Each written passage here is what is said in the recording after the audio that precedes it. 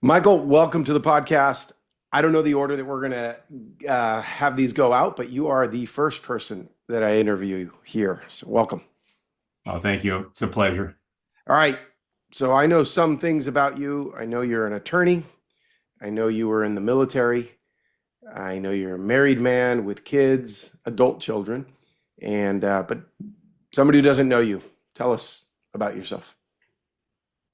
Well, I'm about to be 50. I love doing Jiu-Jitsu. I love traveling. I was born and raised in Newcastle, Pennsylvania, which is north of Pittsburgh, in a rundown steel town. So I grew up in kind of a rough town.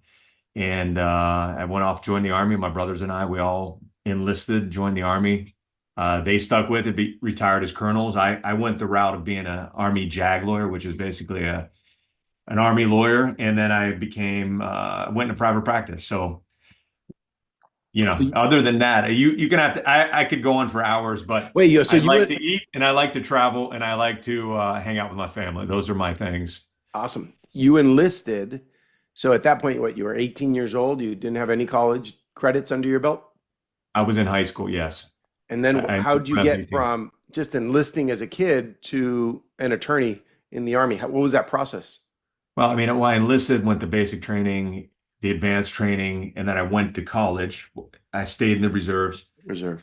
and I was an ROTC. I ended up getting a scholarship, so I did all that officer training, and then you go to compete. And in the Army, if you want to be an officer, there's an order of merit list. Kind of, I don't know if they still do this because the Army's gone a little bit soft, but they would rank you based on like hard criteria, your PT score, your grades in college, your leadership skills, which would be based on like, mission accomplishment and all these factors. And so then at the end of that, you're ranked from one to whatever, 5,000. And then they tell you it's like the draft. You can say what job you want. And so if you want to be an Apache pilot or aviation, you write it down. But the aviation, the pilots, they're the best of the best. So they only take the people in the top percentage. There's certain jobs that are like that. Infantry, believe it or not, very difficult to get. Because if you go infantry as an officer, those folks, they're going to send them to Ranger School. We need our best leaders in there. And so I put down JAG, and someone was like, "There's only 25 slots." I was like, "Good." And so the reason I selected JAG is because I saw a few good men. It's actually a funny story. I saw a few good men. I didn't even know that they were military lawyers, and I always liked that movie, and I like legal things. And then my year in my like the officer camp I was at, I had a problem that I was doing very well, I was ranked very high, and I had this major that was involved in a relationship with one of the cadets, which is fraternization. It's illegal. Frankly, I don't care. I'm not going around trying to snitch on people. But this guy was one of our raiders. And I know they would sneak off and go to smoke and hook up, and because she was telling everyone this. This is back in the day. This guy would be court-martialed right now, but they were getting away with it until this guy was counseling me, and he says, "Hey, listen, you're gonna get." This is honestly how I ended up picking JAG. This is like the final straw. He says, "You're gonna. I'm giving you. They would rate us every job we did. Let's say one, two, three, four, five. A five was the best. One was the worst. The average was a three. So like a C average. That was the curve. And he gave me a C, and I said, which was normal actually. And I said, well, what can I do to improve? That's what I was always taught.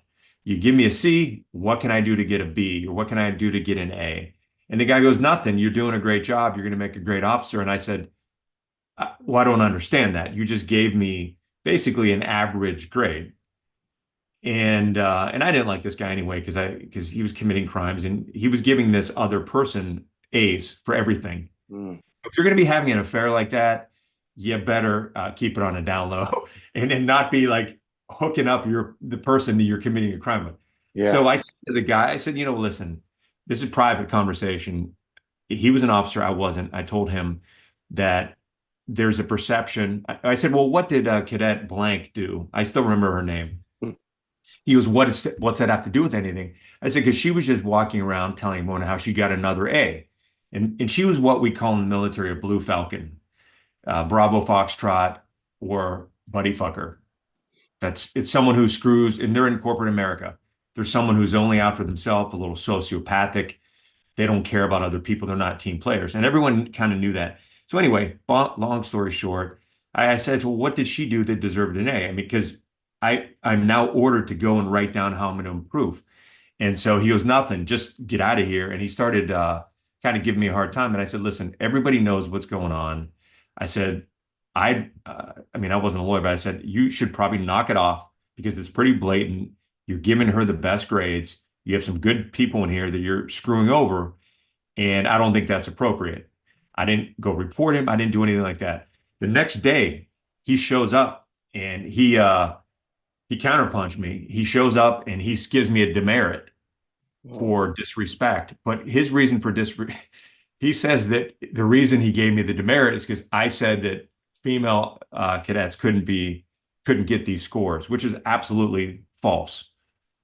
I was like, so then he went and they came and he turned it on me to kind of preempt me and said, oh, Waddington has a problem working with people in the military. So what they did was they did a peer review of the whole platoon and the whole battalion.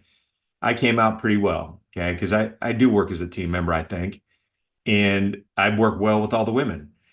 But this woman came out at the very bottom, and that guy eventually got outed. But in the meantime, I had to ask for a JAG. That's a long version.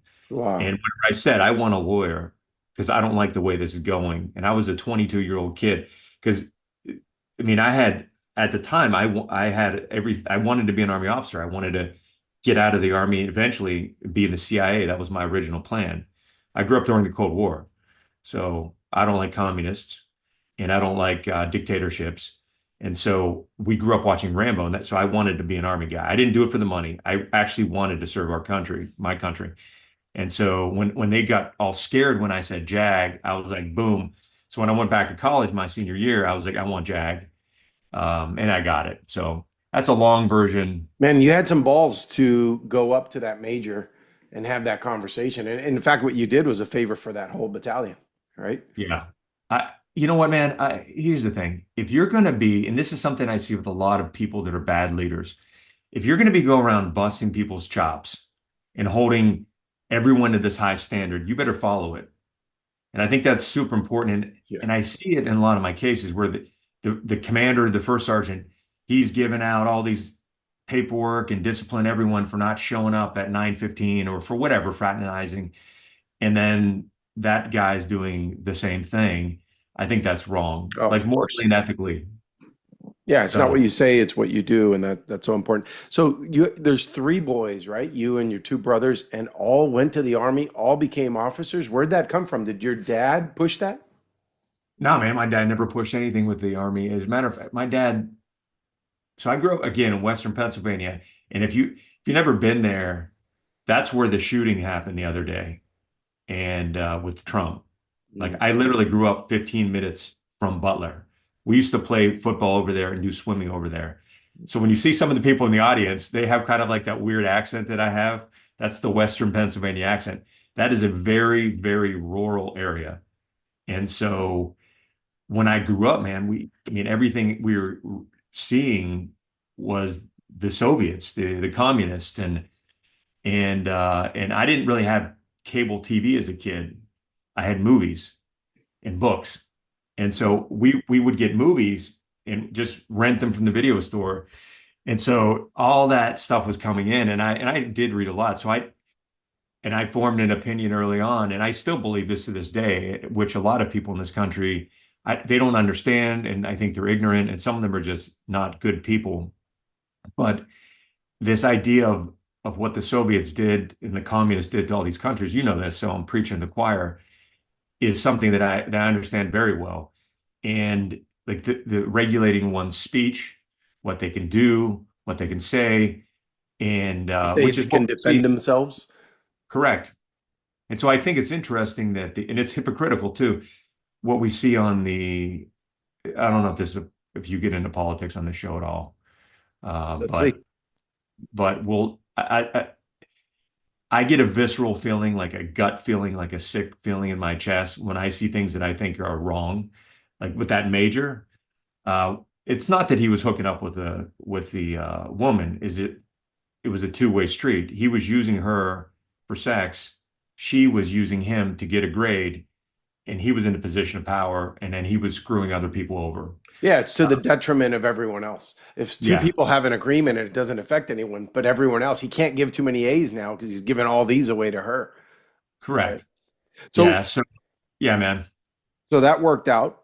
You became a JAG. You defend Army guys and girls who are in trouble, right? That's what you've been doing for so long. Well, since 2000, I've been really 2001 is when I went into the JAG Corps. I was in the JAG Corps. The JAG Corps is the Army lawyers, and there's JAGs in all the branches. Mhm. But there's no JAG Corps in the Marine Corps. Don't say that to one of them. They get mad. They're like, "We're not JAG Corps. We're Marine Corps." I'm like, okay, guys. Um, and I defend those folks too. So we defend people in all the branches: Army, Navy, Air Force, Marine Corps, and now Space Force, which is pretty rare. They don't get into too much trouble. Yeah, and we fly around. I go to wherever they are. So you did that first within the Army as a JAG, Yes. an officer, but then now you do it from the private sector. Because if you were a JAG, is that, and you're outside now with your own firm, you're allowed to still defend? No, no, no. So you can be either you have to become a civilian lawyer to come back in and defend people. So you can't be a military officer and have your own law firm. If you're a military officer and you're a lawyer, you work for the JAG Corps. Right. And But so if we you, but to come back as a, attorney on your own and come back in, do you have to have been a JAG before?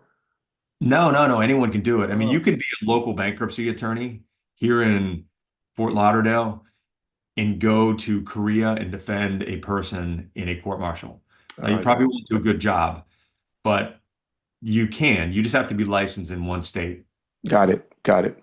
All right. So this book, which I've read in its entirety, and so has my wife, and we both enjoyed it, Battle Mind. Um, I'm, I was reading it physically, which takes me forever to read, and then I noticed my wife said, "Isn't it on Audible?" And then I looked it up. I had already bought it on Audible. So there we finished it really quickly. Tell me about this story. How much of this is talking about you? The book is inspired by me. This is what I tell people. It's fiction. The first chapter is fiction, but it's very closely related to my life. And that's basically the development of the main character. He grew up in this town. There's a few things that are not accurate. Like in the book, his mother was Puerto Rican and she was deceased. Okay, my mother is Polish and she's not deceased. What I did was I merged the character in with other things. And so in the book, the main character is a half Puerto Rican guy who's kind of a scrapper who's just stuck in a rut. Like a lot of us get stuck in a rut, we're going along 5 years into the job, in our relationship. We just don't feel right. And I think that's kind of what part of your thing is, kind of reawakening that in people. Do you think there's an age when a guy gets stuck in a rut? I think we get stuck in ruts repeatedly.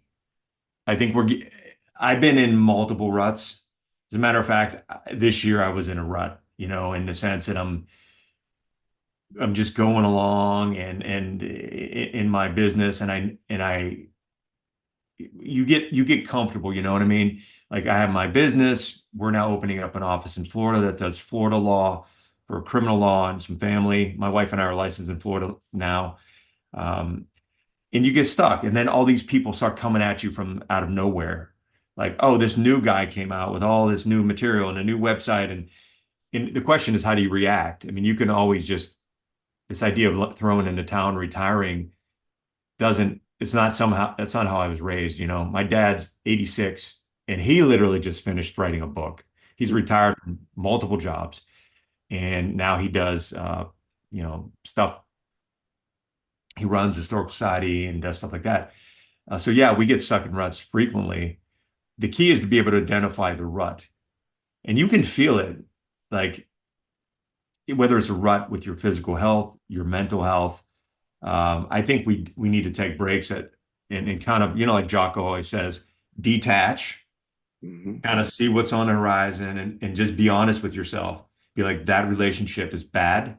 It's not serving me. I need to do something about it. And a lot of us just start making excuses as we get older. We're like, oh, that relationship's bad, it's not serving me, but And they let it keep bringing them down. Pretty soon they're in a lower rut because they let themselves yes. get to that. And so But if these words, I call them the yeah butters. These are people like the mm, yeah, but I get rid of almost all the yeah butters out of my life as much as I can. Because life is so short, man. When someone comes to you, and you probably deal with these folks all the time, here's the situation, they're coming to you for advice, you want to help them, and then you ask them questions or give them advice. I know as a coach, you ask a lot of questions, and then their response is, yeah, but those are just excuses. And dude, the yeah, but I'm even getting triggered right now. That's like a leftist woke word. I'm triggered, but I'm triggered over the yeah, butters because they're just so negative. And I think you can train that out of your brain though. But you have to be aware of what you're doing. yeah, and you probably Like, got to hang around with different people.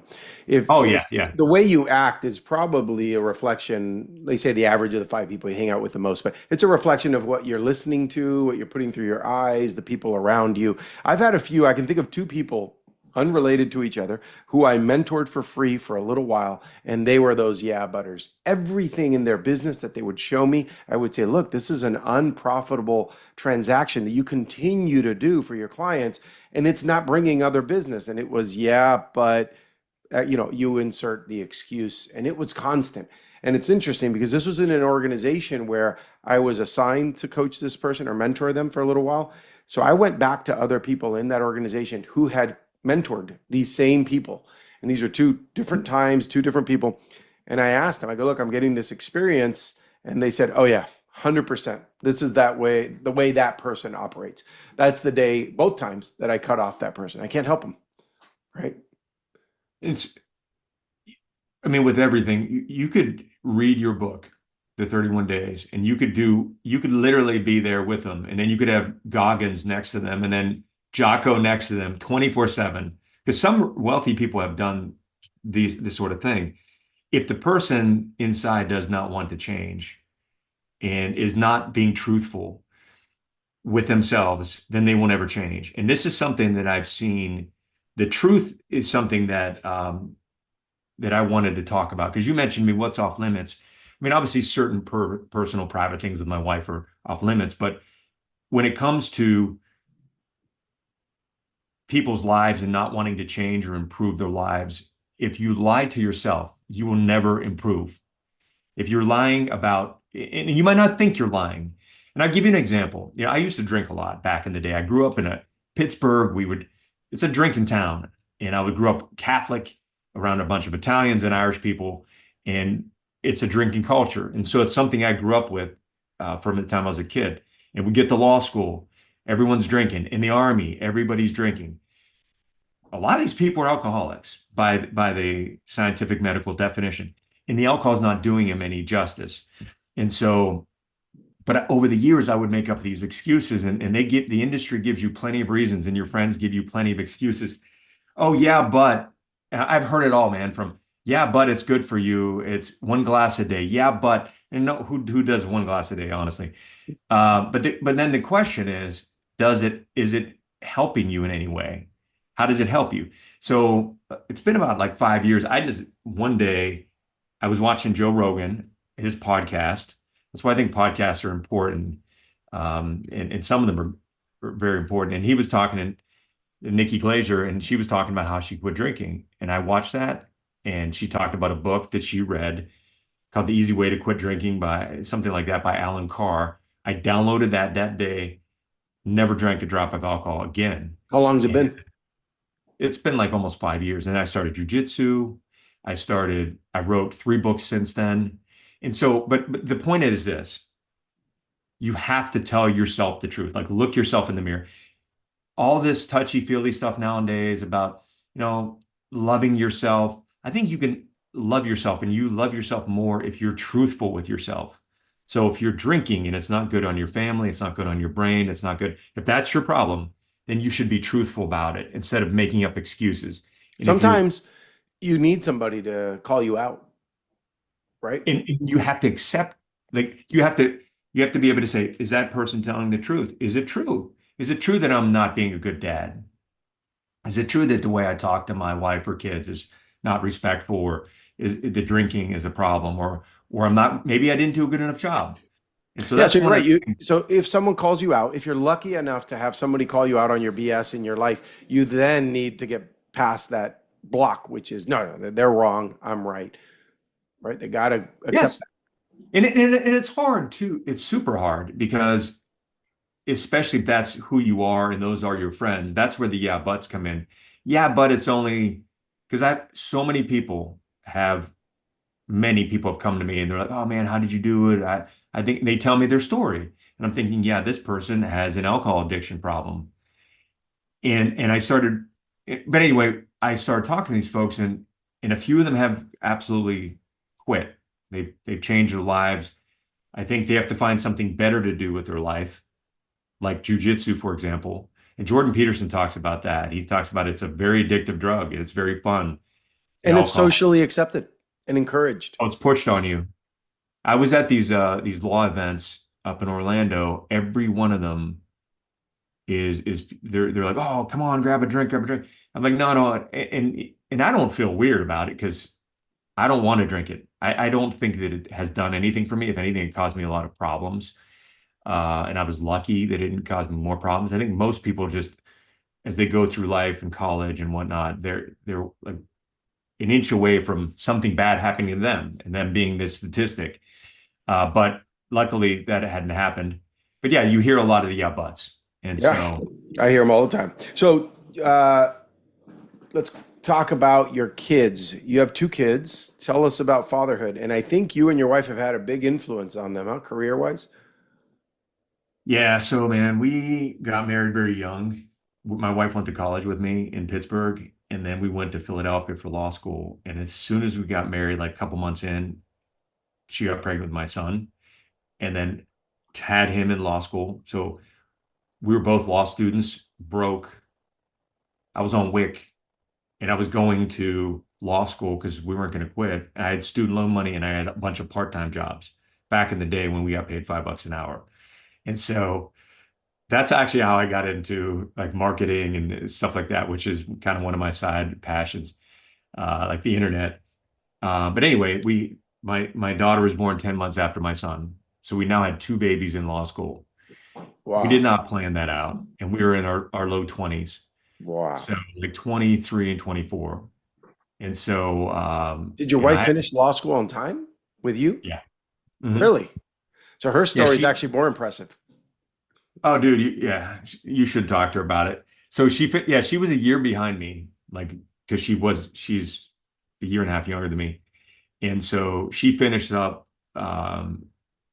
yeah, so she finished on time, but we had to do it because I was in the army. They let her finish her last semester, kind of via correspondence, because it's mainly papers and stuff.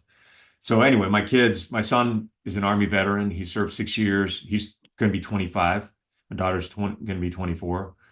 For a little while, they'll both be 24 because they're 10 months 10 apart. months. And so they're both law students at the University of Miami.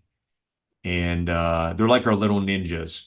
Like I say that because I'm a little more rough around the edges, like in the book Battle Mind, like the fighting scenes. I do like fighting people. And I have a temper, which I've gotten under control, but I used to get into fights as a kid. Back then, if someone disrespects you, you wouldn't be like, hey, let's talk it out. You hurt my Yeah. feelings. You You got might to like, defend your damn. honor. Yes.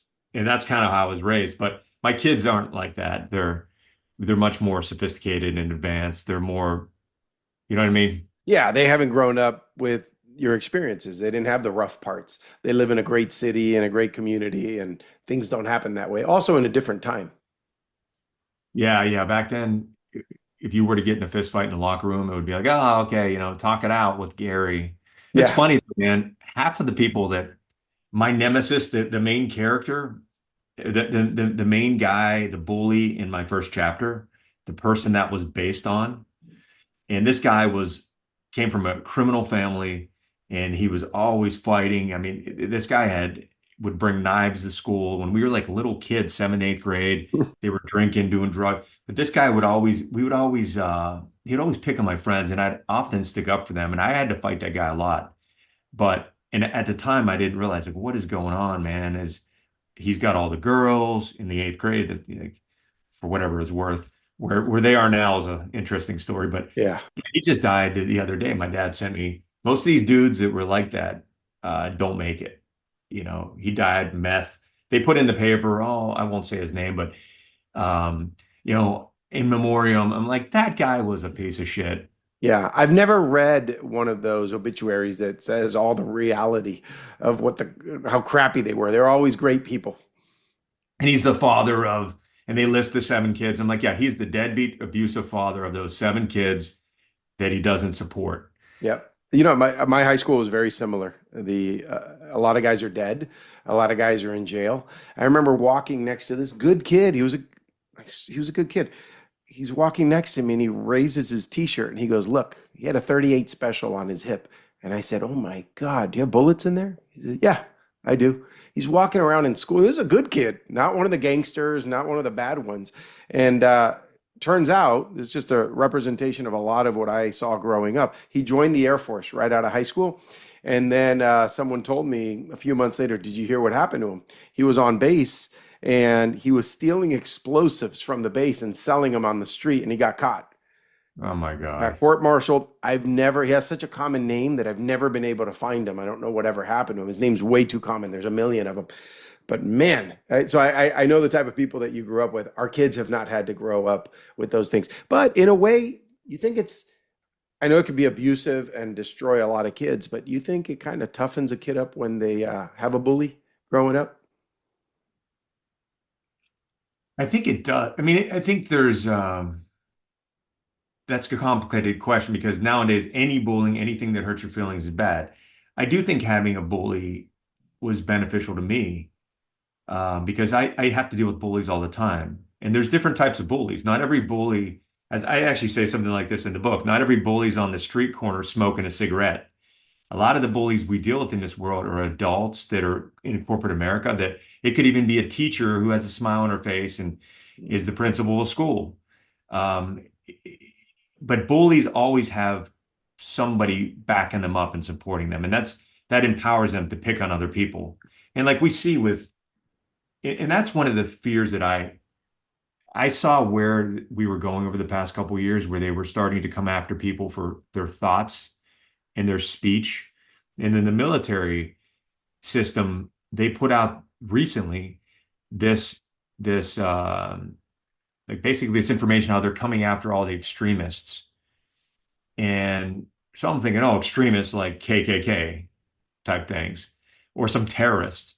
And then I started reading through this document, and this is just recently, and this is being put out through the Army. They're going to crack down on extremism. And then they listed, and it had to do with people that don't use pronouns. That's extreme. That's extremism behavior that is not tolerated. It's people that question certain ideologies that I completely disagree with because they're not based on science or fact. And it lists a bunch of other things. And I'm like, what is going on here?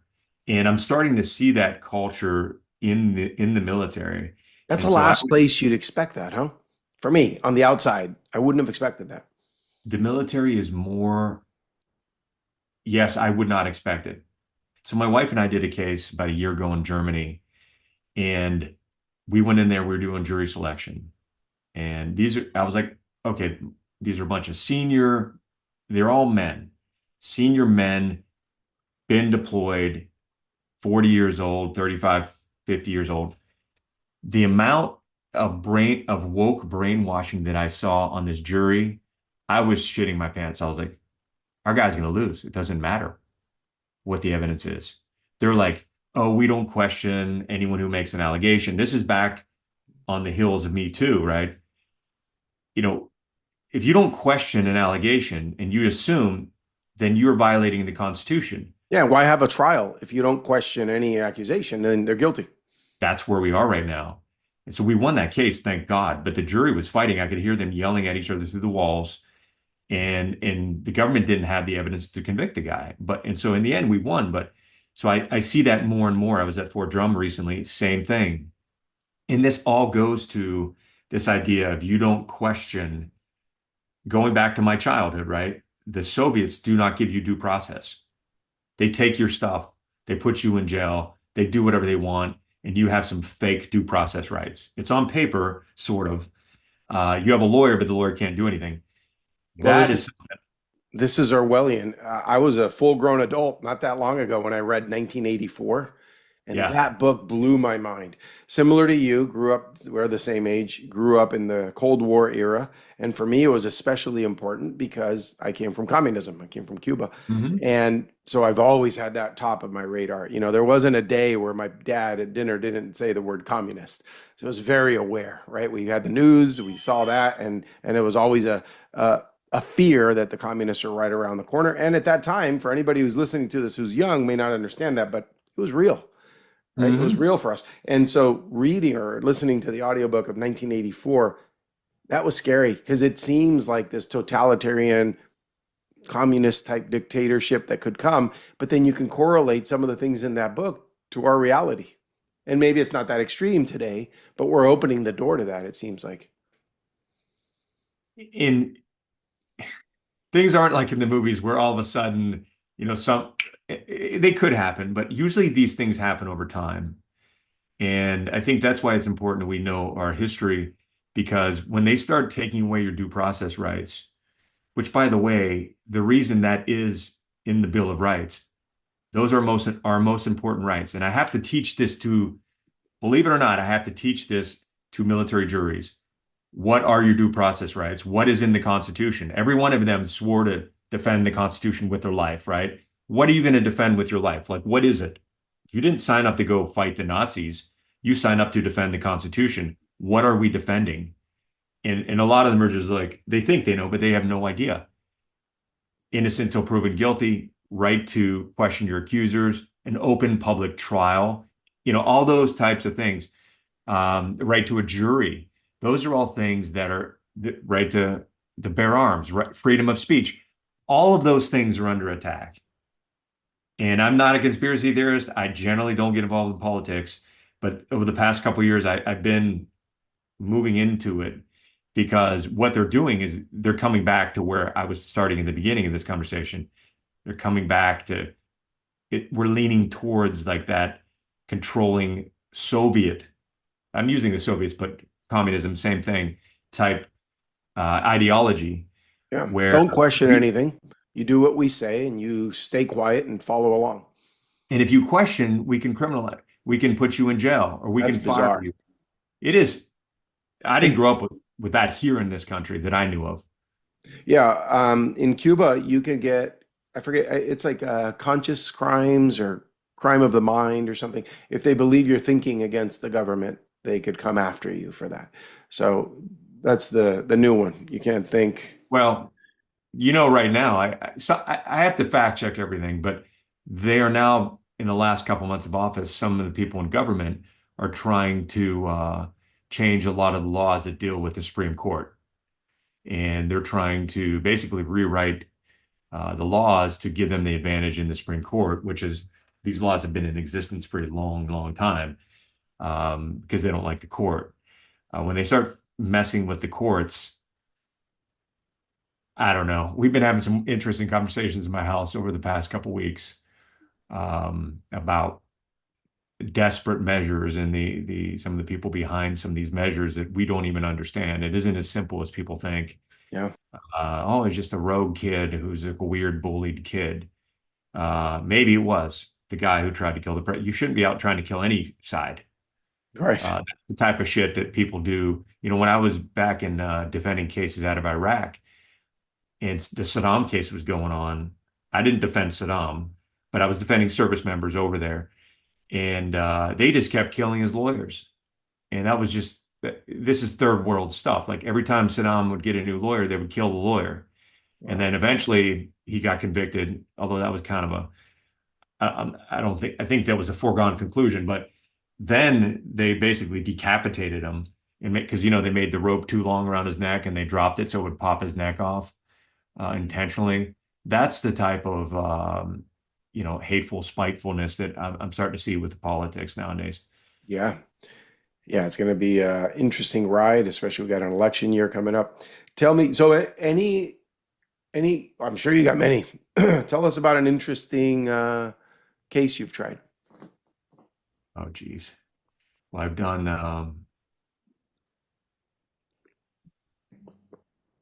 I'll tell you a cool one, and this one has been out in the news a lot. I don't know if we have enough time, but basically, I just got out of the Army. I had just done a big war crime case defending a guy that supposedly was torturing terrorists at Bagram prison. That's what the book's about, Yeah. fictionalized version of it. And then I get a phone call from this mother who says, my son's in Iraq. He's being charged with murder. And remember Zarqawi, that guy was going around from ISIS cutting heads off. Yeah. He was like a big terrorist back in 2005 and six, and he was killing people left and right. And he was famous for using YouTube and Yeah. whatever other social media to show the decapitations. That's right. I remember that. So what does the military do? At first, they do the right thing. They're going to try to find this guy. So they task special forces to go after him. It's too big of a task. This guy's network is wide, and he's very well hidden. And so they bring in a guy named Colonel Steele from the remember Black Hawk Down, the movie. Yep. Colonel Steele was the Ranger commander. That's actually a real guy. He's a good dude. He played football for the University of Georgia. He's an infantry commander, big, tough guy. So they send him in with the 101st Airborne, and he's going to lead this mission to basically decapitate or flush out um, Zarqawi. So this is where my client comes into the picture. There are a bunch of like super motivated young men that want to go get this guy, and they're given an order. This is where the story starts getting sketchy. They're given an order to kill all military age males on the objective. That's like a Vietnam type order. Nowadays, like this is the last of those orders. So this is called Operation Iron Triangle. And so it was launched in the spring of 2006. So what we did is the Army took all these helicopters from the 101st and they did a massive, like let's say 100 helicopters hit targets simultaneously across these islands. And because there are islands in Iraq on there's a big lake up there, like called Lake Tharthar, and the terrorists were hiding out on these lakes. And back in the day, that's where Saddam and all of his cronies had mansions on this big lake. I don't remember if it's the Tigris or Euphrates they dammed up, Mhm. but it's a massive lake. You could look it up on Google Maps. But anyway, these places all became abandoned, after Saddam's regime started collapsing. So the terrorists were there, and my guy was accused of murdering some people he found, three men. And so one Military thing, age male, but that was the they order. were military age males, yeah. And then the plot just started getting crazy. So I Wait, the get on U.S. the case, government, the Army gave, or Special Forces, whatever branch it was, gave him that order. And who's trying him? The U.S. government? the Army. Well, Colonel Steele didn't give the order himself. I think this came from the top, like Rumsfeld or Bush. Hey, kill them all type thing. That's my opinion because that was on the operation order. So when they hit the objective, there were men using little children. I have pictures of all this stuff. I have the pictures from the crime scene because they sent a combat photographer this whole time for the whole mission. So there's a guy using a girl running around with the girl as a shield. What is a God-fearing American infantryman going to do when a guy's using a 2-year-old as a shield? Is he going Not to shoot shoot. the girl? Correct. They don't. I mean, our dudes are pretty good for the most part. You have a few bad apples. But when that guy put the girl down, he's going to get his ass beat. And long story short, 3 men ended up dead on that mission, 3 insurgents. Some snitch goes and says, oh, they killed these guys illegally. They killed them after they surrendered, da da da. Anyway, it turns into a court martial. I end up in Iraq for this. And this is what makes the story interesting. If any of your listeners want to look this guy up, I did the case alongside a guy named Paul Bergrin. Paul Bergrin was a famous, still is, mob attorney from New York and New Jersey. He's defended all these celebrities. He's a real character. So he goes to Iraq with me. And it, from the beginning to the end, it was like it was a lot of crazy things. Like I told him, you know, because bottom line, the guy does whatever he wants. He tells me we get to the customs, and I tell him, listen, at the time, Israel was at war with Beirut, with Lebanon. So that was in '06, and in August '06, Israel invaded Lebanon, and there was a lot of fighting going on. So all the Middle Eastern countries around that area would not let anyone with an Israeli passport or even a stamp into the country. Well, Bergrin's Jewish and he has a stamp. So I Mm. told him that, like, you need to get a clean passport. He's like, don't worry about it, Mikey. Don't worry about it. The end of the story, I'll wrap it up here in like 5 minutes. So we get there. He basically bullshits his way through customs. He's got all these IDs. He's got an Army ID, even though he's not in the Army. He's got a DOJ ID. And he's so convincing that he gets through security. They don't even look at his this is unbelievable. He tells them he's here on behalf of the government, and at Kuwait, it's a bunch of young Kuwaiti citizens who work at customs and all that because they have to do their time. We get over to Iraq, and he's just like a showboater. And I start learning more about this guy, and he has a satellite phone. This is in '06, and he's talking to these people, and he's just a big shot. But before we even fly to Iraq, we were in Amsterdam, and this guy's telling me, yeah, you're like me, you're married, he tells you whatever you want to hear, like a sociopath. You wait till you hear what happened in the end. And he goes, yeah, what is there to see around here? And me as a young man, I'm like, oh, there's canals, there's John Adams actually died here or almost died here. It's a true story. He was in Amsterdam trying to raise money for the revolution. He almost died of an illness. And I said, and then there's Anne Frank's house. And he goes, oh, okay, let's go to Anne Frank's house. I'm Jewish. And I'm like, okay. So we start walking to Anne Frank's house during our layover. We had like an 8-hour layover. And we get a coffee. And next thing you know, he's in the red light district. And he's like, oh, yeah, this is interesting. It's early morning on Sunday. I wonder if it's more action packed in the evenings. And I wouldn't, I don't really care what this guy's doing, but he's dragging me along with him. And then he's saying one thing that is then, so he goes back into this room with this lady. And he's like, all right, I'll be back in a minute. And I'm like, okay, it's 8:30 on a Sunday morning. I just met you. You just told me how you're a family man, father, and all this stuff. And now you're in there banging a hooker. And I was like, I was a little more naive back then. So I like, what do I do? Do I just stand here? And so I sit down in front of the church, which is next to the red light district, and I wait. And then he comes out. He's like, oh, he goes, I never done that before. Line number one. Yeah. And then so we go to Iraq, we battle it out, and he's like, we're gonna fight together, we got this, da da da da da da da. And as the case starts unraveling and there's a lot of lying and stuff, we end up back in the United States, and everyone comes back to the States for the trial. And so I was picking my kids up at school, and my kids were little at the time, and then I got a phone call from Nightline, from the TV show. Mhm. And they had done this case had been on the New York Times cover. It had been in a bunch of magazines. And the Nightline producer, who had already done showing it, she's like, "What's going on with Bergrin?" And I'm like, "What do you mean?" I thought he had pled out, or like he cut a deal, or he did a press conference. She goes, "He's on the court. He's on the steps of the Manhattan courthouse doing a press conference." I'm like, "What?" Anyway, Bergrin got indicted, and this is the beginning of the unbelievable part. And this is public record. He got indicted for running a prostitution business out of his law office In the in US.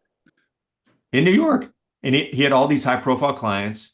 Remember all those high profile women back in '06, '05, there was a big scandal that busted with some senators and NBA players and politicians that were going to these like $3,000 an hour prostitutes. Oh yeah. He was involved with that and running part of that. Wow. And the thing is, the madame for the head prostitute worked for him as his paralegal. Oh wow. So he cuts a deal. He screws my client over, and he screws everyone else. He makes his guy plead out, and he rats on everybody. And he swears that he will never do a day in jail. And I'm like, well, you just screwed me over, man. So I was kind of pissed.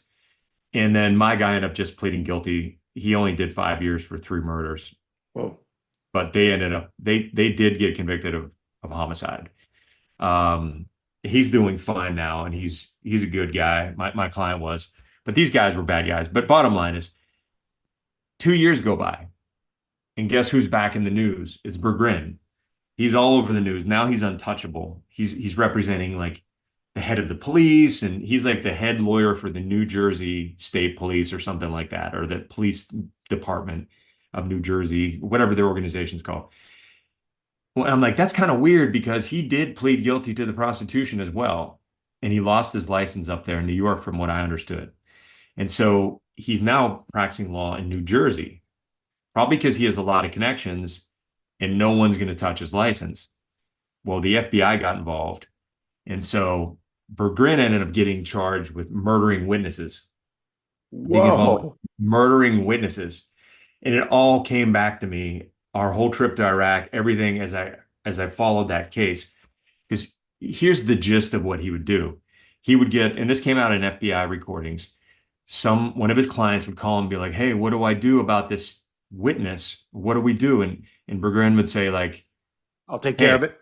no G, no, no," he's like, "No G, no case." Something along the lines. I'm paraphrasing here. "No Gino, no case." "Oh, what do you mean, Mr. Bergrin?" "Well, I gotta fucking spell it out for you. No Gino, no case." Wipe out Gino. And then make it look like a break-in. And so they had those recordings, right? Wow. And then when I was in Iraq with him, he would go around telling all the infantry guys, there were witnesses, that he'd be like, "Hey, listen, guys, no Mason, no case." Simple as that. No Mason, no case. Mason was the star government witness Hmm. that was living amongst them. He was the guy that was the whistleblower. Basically, in my opinion, he was looking back, he was like telling them, on the next mission. Yeah. And Little friendly so, fire. exactly. And I did a couple of those too. But So but where's anyway, this guy today? he's in prison. So he ended up going to trial. He got a hung jury. He represented himself in New Jersey. You should interview him, but he's in prison. Um, and then they found out he tampered with the jury. So they had to bring in a whole new jury and a whole new. How do you tamper with the jury? I mean, talk about being connected. Yeah. Slipping Tamper, money, notes, talking to their correct. families. So he ended up getting convicted, and I believe he got 1 or 2 life sentences, something along Wow. those lines, or like 50. It's the rest of his life, and he Wow. just killed it. And so, yeah, Is that there a that book was. on this? Is there a movie on this? And I've been trying to sell a movie about this topic. I have a name for it. I have a script and everything. It just, because I was trying to sell. I've been trying to pitch and have a movie or TV show based on my book and on this series. They even have a docu On, series. on Battle Mind, right? Yeah, yeah, Yeah. and I have gotten some pushback, put it that way, from the media. Like, oh, we're kind of looking for the like, so no takers yet. I actually have a professional writer who helped me write the screenplay. So it's like a professionally written story, but I'll give it a little time. I'll let the Hollywood kind of simmer down a little bit. Yeah. They're not right now. They're really not looking for white men writers, if you know what I mean. Yeah. I was straight up told me, "Oh yeah, Wow. we're looking for this, the usual suspects," they call us. Yeah, they said that. Wow. Yeah. So I've been like, you know what? I'll come at it from another angle. Well, you could have had your wife written it. Yeah, but she's not going to go for that. No. So, Well, I actually had that happen, dude, with our book Kick-Ass Closings, the one you see on the wall right there. Uh, it's the best-selling book on closing arguments for criminal defense lawyers in the country. It's very comprehensive. We had a publisher publish it, and it was the same thing. It was already published, and then someone complained that it wasn't diverse enough. I'm like, what are you talking about? There's like a third of it is written by Black lawyers, 10% of it is by Hispanic lawyers. And they're like, no, that's not what we mean. And so they pulled the contract on me, man. And they're like, go get some women in there. And I wow. said, I tried. I actually did try quite hard. I wrote to a lot of my friends. They didn't want to be involved. My wife didn't want to be involved. Uh, I wrote about 50 female. prominent attorneys that I am not friends with, but affiliated with, I know. They're like, listen, I don't have time. I don't have anything. So I told the guy that, and he's like, well, they told me just put your wife's name on it. And she got so pissed. She's like, what is he protecting all the women of the world? Like he's pandering to me, Yeah, like I don't want to do it, I don't want to do it, but I'm not going to put my name on something I didn't do. right. Not right. And so we pulled the contract and just published on Amazon. There you go. So and it's Man. been going well since. Yeah, and it's amazing how they want to force something to look a certain way, whether it's reality or not. This reminds me of the Secret Service guy. He wrote a book years ago when he retired, and he it was kind of an expose, but nothing political, nothing security concerning. But he wrote a about what each president was like and some noteworthy things. He said Reagan would remember everybody's kids' names and ask about them, and that was real nice. And then when they talked about Jimmy Carter, this was pretty interesting. He was the man of the people, right? He would get off the helicopter and carry his own bags, and this Right. guy, the Secret Service guy, said when Jimmy Carter would walk into the White House with his luggage, we'd have to go back into the helicopter and get all his stuff. That luggage was always empty. It was all an illusion. He wanted to show you that he carried his own bags, but it was fake. How sad is that? That they have to push this narrative, this perception so badly that it's a lie. He couldn't carry his own bags. He needed the Secret Service to help him with that. And what's wrong with having the Secret Service help you with your bags? You have a bunch of bags, you're the president. I mean, who cares? Like if I go to a hotel and the valet takes my bag up. But I think some of those folks that pander, they miss, they don't understand their audience. Because like I can't fake and pretend I am something that I'm not. Like, and that I know the people that I want to pander to when I really don't know them, and I think I'm superior to them. Oh, like Hillary, the way she talks with a black accent when she speaks to a black church, or changes Correct. their tone. Yeah. Correct. Like, and I think that's a big mistake. I hear these news people all the time. I'm like, you people are fools. You don't understand why. You might want to cut this out in the future, but you don't understand why Hispanic voters, a lot of them in Florida, are voting Republican. Then you don't know the people. You don't know about their history and their past and Well, you whatever just take the trauma. Cubans and the Venezuelans who've been through leftist dictatorships. That's going to influence a lot. But what happens that I've noticed, being Hispanic myself, is that Hispanics get grouped in one big group in the U.S. and they assume that they're all going to be the same way, vote the same way, have the same concerns. I had a friend. He's an appellate court judge now in California, and we were best friends. He grew up in public housing. I grew up in government subsidized housing. We were friends. We lived nearby each other. We played baseball all the time together, and he was my best friend. And he came to Miami, and he's Hispanic. He came to Miami for in between his second and third year of UC Berkeley Law School and did an internship here. And this is a Hispanic kid, grew up in California, who said he couldn't believe Miami. He's like, the president of the bank, all the partners in the law firm, everybody was Hispanic. He had an association that in California, a lot of the time, the one who cleans the floors is Hispanic and the one who takes out the garbage is Hispanic. And I think Hispanics in general get grouped that way. So they must think the same way. They have the same things. It blew me away when I moved to South Florida and I saw those same things that, yeah, you could get ahead. Yeah, it's a totally different market politically, demographically, financially, since you mentioned that in South Florida. Yeah, man. Like I was looking at the statistics. I am in not in Fort Lauderdale, but in Florida. I mean, in Miami, it was like 7 or 9% are non-Hispanic white, and I was like, there's no way. In what But I field? started thinking about, it. Huh? Like Where? good old-fashioned gringos. Just in general in Florida? No, no, no, in Miami-Dade. Oh, yeah, I believe that. So Is it accurate? yeah, and so I was asking my son. I was like, well, it just. I was asking him like, what about University of Miami Law School? What about that? How many are Hispanic? He goes, they would classify most of them, right? And now my son is Hispanic because his mom's Puerto Rican and Cuban. So I think when you look at it, it's kind of cool though, because I'm like a super minority Yeah, you here in are. Miami. And I tell my wife that all the time, like I'm special. I need down in Miami, I stand out. And I kind of do, You man. do, absolutely, in Miami. That's So right. it's Yeah, well, you important know you know what? some Spanish. When I moved here in 2000 to South Florida, I was shocked, and I went to FIU, Florida International University. Excuse me. And yeah, the majority of my classes were Hispanic kids. I never expected that, including a lot of professors too. All right, last question I got for you, last topic I want to talk about is I get to train jujitsu with you every once in a while and get crushed by your strength and your size. So what, and you always say you don't do that, but yes, you do. And what Our got you? weights are Everybody, very comparable. I don't know. What got you into jujitsu? Why'd you join? Especially, how old were you when you started? I was 45-ish, Hmm. about 45. So at Uh, 45 years old, why would a person start such an aggressive sport?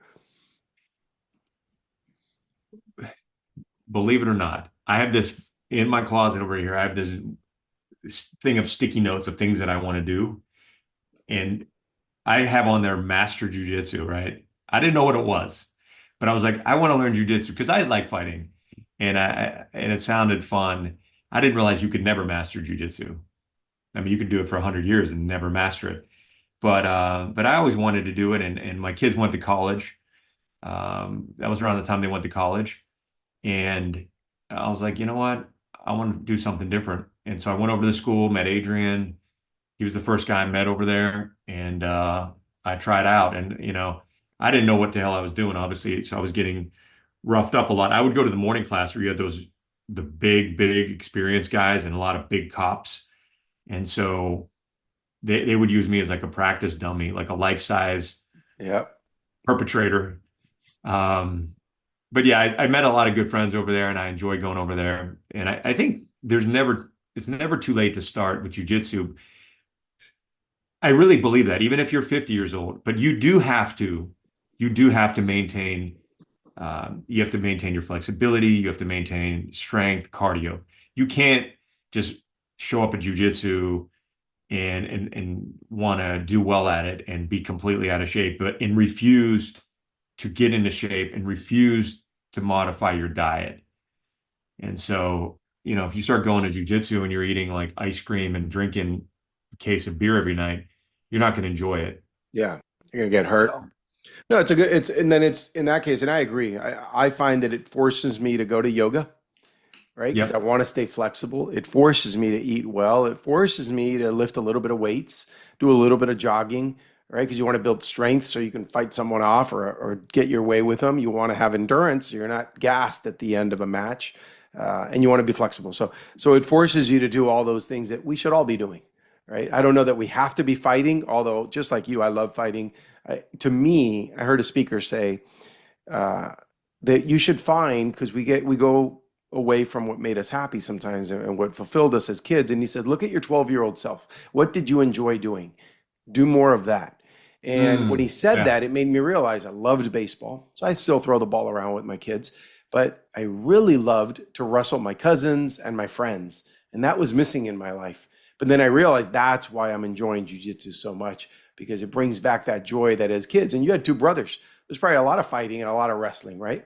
Oh yeah, man. And to me, it's just I think it's fun. Even if I envision in my head, if I'm getting my ass kicked by some of the people that at the gym that are better than me or bigger or stronger, um, I just envision like if I'm like in a prison fight and this guy's trying to kill me and I'm not going to let him. So I'm not going to necessarily beat him, but I can hold off long enough. For the guards to come.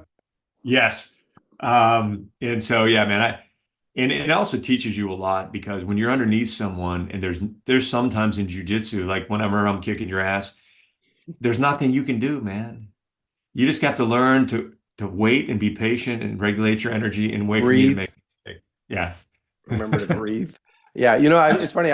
I look at it the same way. When the big guys are and higher advanced belts are getting their way with me, I'm there to survive.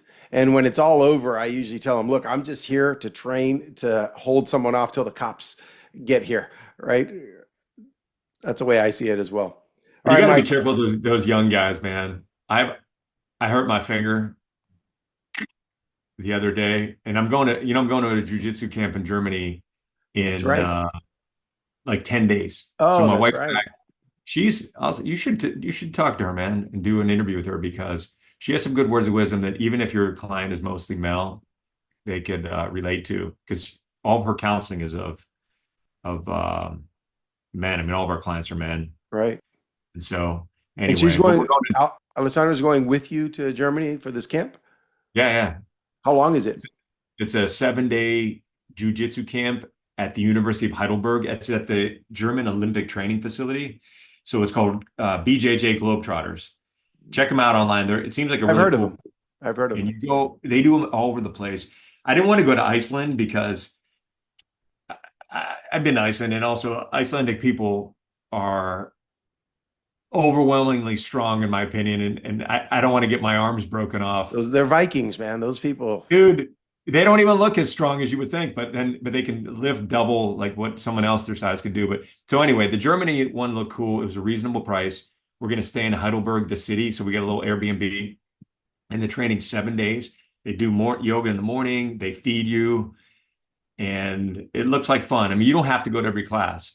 You could go to a morning class and then go roam around the You know, city. the only thing I find with those jujitsu camps, and I looked at going to Jocko's, maybe one day I will, it's up in Maine every summer, is that I do love jujitsu, but there's only so much that I love it. And I cannot imagine waking up and doing jujitsu all the way till nighttime.